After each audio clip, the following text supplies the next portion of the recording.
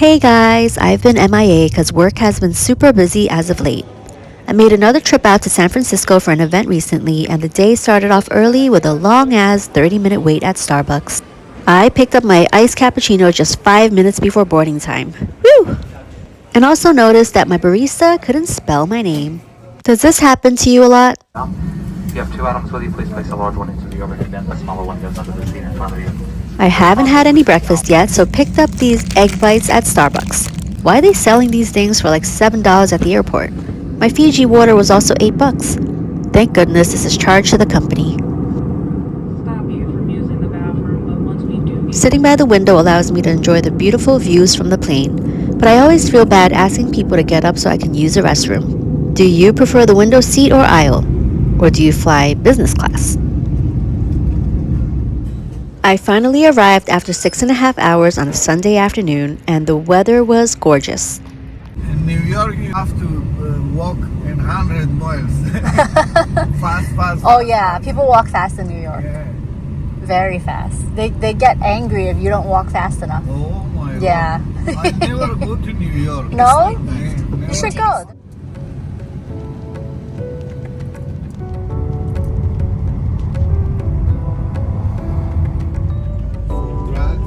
Oh.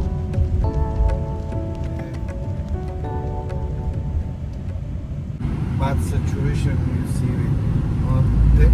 They are very dirty.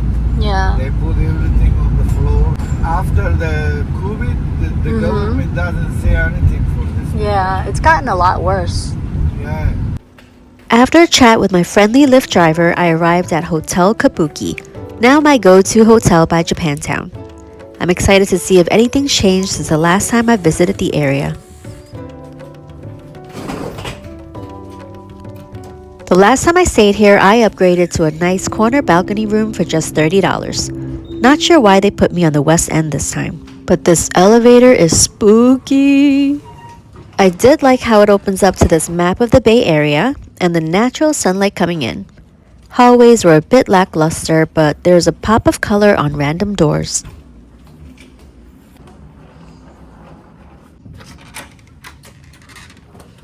My room was pretty sizable and minimalistic. There's a wallpaper behind the clothing rack, a flat screen TV, a desk for you to do work on, a mirror, and big windows. Then there's this lady staring at me from every direction. The sun's still out, so I'm doing okay with her being in the room now, but I'm curious how I'm gonna sleep tonight. Well, I guess I'll worry about that later. It's beautiful here in San Francisco, so let's unpack my luggage and make the most out of what's left in my day.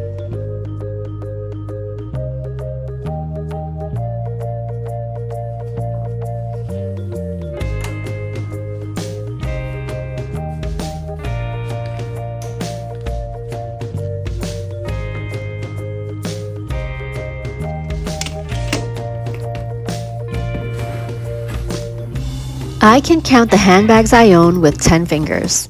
This Palen Paris crossbody is the latest addition to my small collection, and I'm in love with it. After unloading my luggage and throwing on some yoga pants, I was ready to head out. Interestingly, Japantown was undergoing construction. I wonder what they're doing to the exterior. Honestly, I didn't expect too many changes here, but noticed a new matcha stall right by the entrance to the East Hall. Isn't there another matcha spot somewhere in here? Well, given this is new, I had to stop by for an iced matcha latte. Maybe I'll stop by again to try these tarts. That matcha latte certainly helped with my mental focus and alertness after a 6.5-hour flight. But what I found to be even more effective is pairing a caffeinated drink like that one or a cup of coffee with a magic mind shot. These are mental performance shots that have helped me stay focused, motivated, and productive while reducing stress. As you guys may already know, on top of being a content creator, I'm a full-time working mom. So in addition to making videos for my channel, which I love to do, I have a 9-to-5 job and 2 kids to take care of at home. I have been on a 7-day journey and paired these magic mind shots with my morning coffee for 7 days consecutively. These shots have not come with any jitters or anxiety. Instead, they're formulated with tons of vitamin C and D and 100% safe ingredients. I've noticed from drinking 1 shot per day that I've been more energized even after sleep deprivation. There was one particular morning where I felt like a walking zombie and running on fumes. My homemade espresso drink didn't do much from an energy perspective, but I took the shot shortly after my coffee and honestly felt like I had ample sleep the night before. So if you're interested, head straight to the description box below for more details on how you can get your hands on these Magic Mind performance shots. Use my coupon code RACK20 for up to 48% off your first subscription in the next 10 days. Cheers! I didn't have these shots on me when in San Francisco, so this matcha latte did part of the job. Strolling around with my drink, I've noticed this new spot, Tokyo Anime Center, which is a toy capsule shop that my daughter would love to be in right at this moment. If you're ever in Japantown looking for a quick bite, stop by Kasako Tea, where they sell onigiri, noodle soups, and great mochi. I ordered a beef udon noodle soup and waited no longer than 10 minutes. Then I went to the Tokyo Anime Center to see if I can pick up anything for my kids. Then I walked straight out after I saw the prices. I headed upstairs, then noticed another new toy capsule / claw machine shop, Kittleton. Now that I've been to Japan, I understand the need for these shops in, well, Japantown. I only have one day to myself before work events the next day. Frankly, I'm not even sure where to go besides Japantown, which was said to be one of the safest places to stay in San Francisco nowadays. I'm already missing my kids and it hasn't even been 24 hours yet. What I like to do is spend some time at Daiso to pick up some affordable gifts for my 2 girls and family. Then I was back at my hotel again to put everything down and hopefully fit them all into my luggage. I look like a kid on Christmas Day. If you've never shopped at Daiso, this is a sign for you to go. There are locations all across the globe.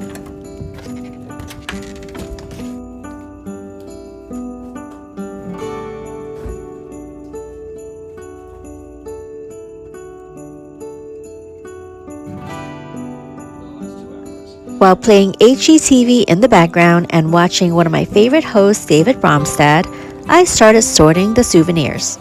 I spent slightly over $100 and picked up a bunch of cute notebooks, stationery, erasers, hair accessories, keychains, and a bunch of other useless stuff that will make people very happy. Then I was out again for a stroll and to find me some grub.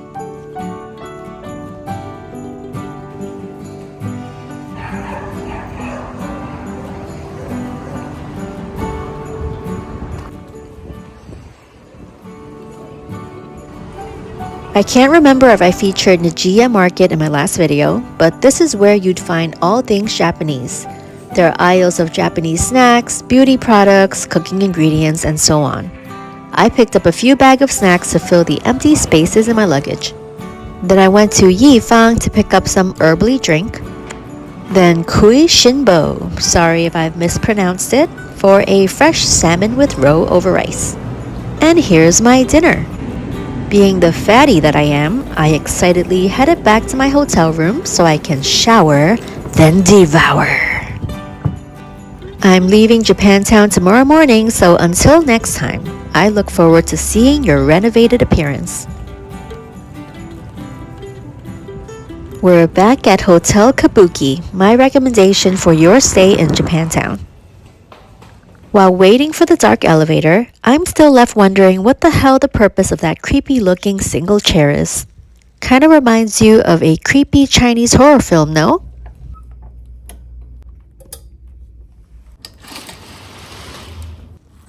And then there's her, staring at me everywhere I go. Hi, this is room 2409. I was wondering if I could do a late checkout tomorrow. Okay. Okay, not even for a fee? Okay, so checkout's at 11 a.m., right? Okay, no problem. Thank you. All right, bye. My company event isn't until 5 p.m. tomorrow, so I was hoping to get late checkout and hang around here a bit longer, but they gave me a big fat NO. Hey, I tried. At least I got to enjoy my grass jelly drink, followed by a nice, relaxing hot shower. Oh my god, look at everything that I bought from Daiso. Rah! Oh my god, look at everything that I bought from Daiso. Rah! While enjoying more David Bromstead on HGTV, I enjoyed my salmon and Bodan. I also got some work done, then remembered I had a mochi from Kasako tea earlier in the day. Probably not a good idea eating this after midnight, but whatevs. So I woke up alive, despite being watched by those evil eyes. I was all packed and ready to head out by checkout time. Since I had some time to spare, I went back to Japantown to pick up some more souvenirs, now knowing how much room I have left in my luggage. Yo, the vibe here is so different on a late Monday morning. It was practically empty with not a soul in sight. Kinda nice if you ask me. I picked up some Kanako mochi for my daughter, who fell in love with them during our Japan trip. I tried my best not to squish them.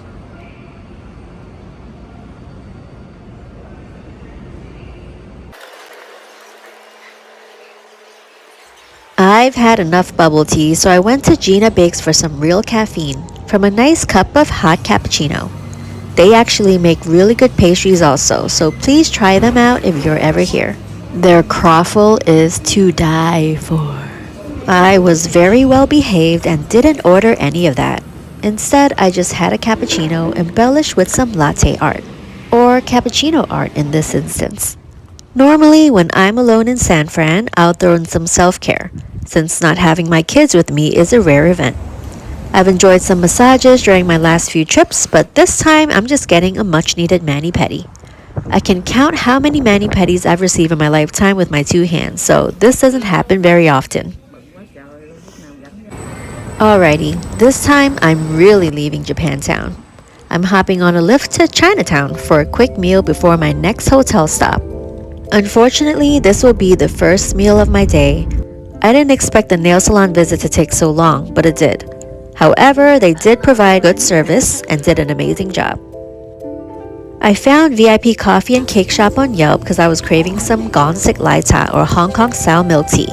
So I ordered myself a cup of that as well as wonton min or wonton noodle soup. While waiting for my order, I enjoyed listening to these Chinese aunties' conversations in Cantonese. 跟住我個熱嘅港式奶茶到咗，又夠濃又夠 creamy，好好飲啊！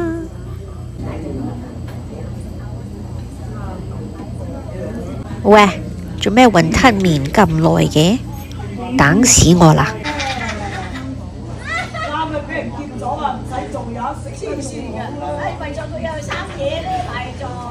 My food finally came, then my sweet, sweet daughter FaceTimed me. After trying the Hong Kong style milk tea, I had high expectations from this Hong Kong style cafe, but was extremely disappointed by the super bland noodle soup. The wonton filling wasn't marinated and the soup had no flavor. Hello. So the foodie and me just naturally went next door to pick up more food. I picked up some batongo or steamed rice cakes and a big char siu bao. And by the way, you can find my recipe for a batongo on rackoflam.com or my YouTube channel. I wish I got to spend some more time here, but I'm already on my lift to head to my next hotel.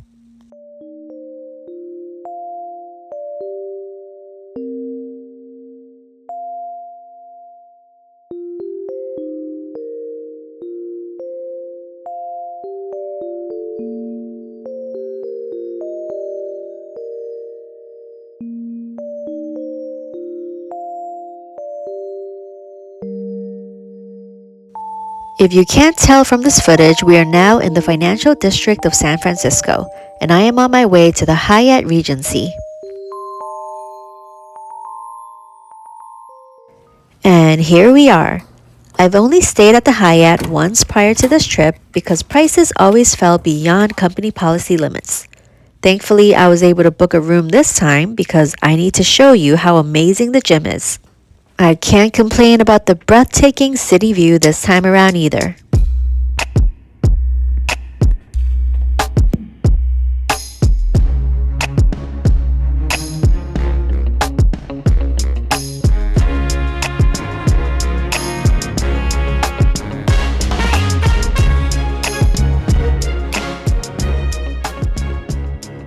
What I love about this hotel is they really take care of their customers. They provide you with water and a $15 credit to be used at the marketplace in the lobby. Here's the gok chasiu bao and batongo that I got from Tongyangai. And I got my nails did, something I never do. I came back from my first work event around 9 p.m. I was so tempted to shower and eat my snacks from Chinatown, but pushed myself to go to the gym. Wait till you see how large and well-equipped this Hyatt Regency gym is.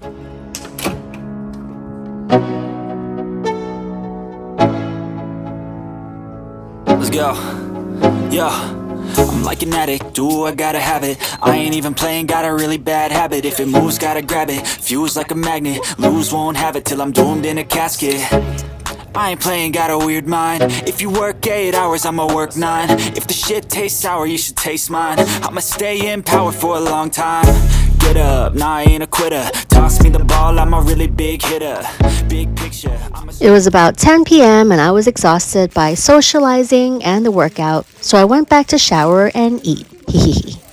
I also put a charcoal mask on and got some more work done.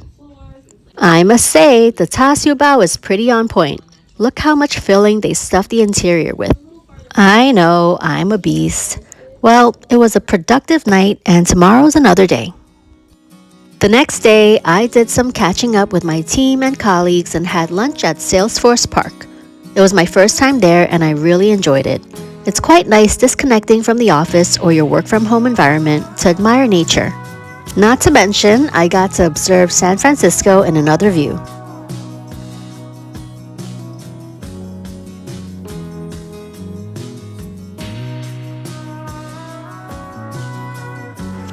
For team bonding, we went to Workshop SF to make some kokedamas, which is a form of Japanese garden art where you wrap a plant into a moss ball. Here I am waiting for my lift to drop these off at the hotel before dinner, while wondering, how am I going to take these back to New York?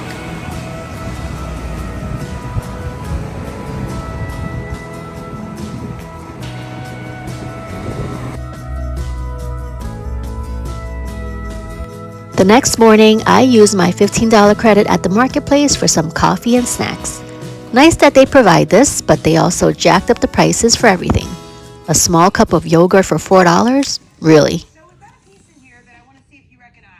I looked like this when I woke up and was undergoing some serious messy hair don't care. I love you, SF, but I am ready to bounce. I'm leaving a day early so that I can make it back in time for one of my kiddos' birthdays. Family first. I did manage to squeeze one of the two plants into my luggage. I chose the snake plant over this one because it was smaller and supposedly helps purify air.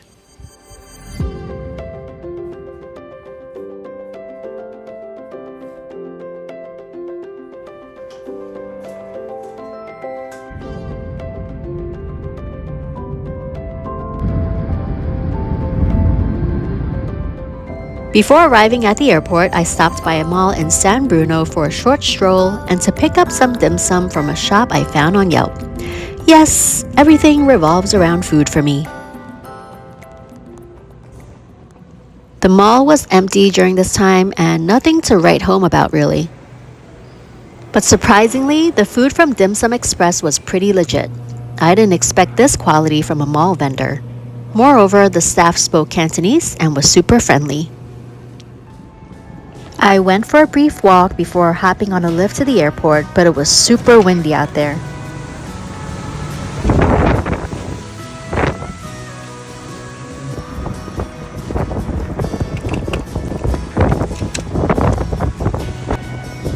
There was just something about this view and the foggy phenomenon that wanted me to get closer. Then it got so windy, I turned around and was like, I'm out of here. I hopped on a lift to the airport, picked up some iced coffee from Banh Mi, which I highly recommend for airport food, ate my dim sum, then was ready to see my kids. Unfortunately, I was in such a hurry to get off the plane after landing that I totally forgot to pick up the handbag I left under the seat in front of me. I wasn't allowed back to get it since I've passed security and received minimal help from staff from JFK Airport. That's when I knew I was back in New York. Sadly, it stored my dinner, some souvenirs for my kids, cash, and it was a handbag for my dear sister. Sigh. After a month, this is what I got from JetBlue. Have you experienced this?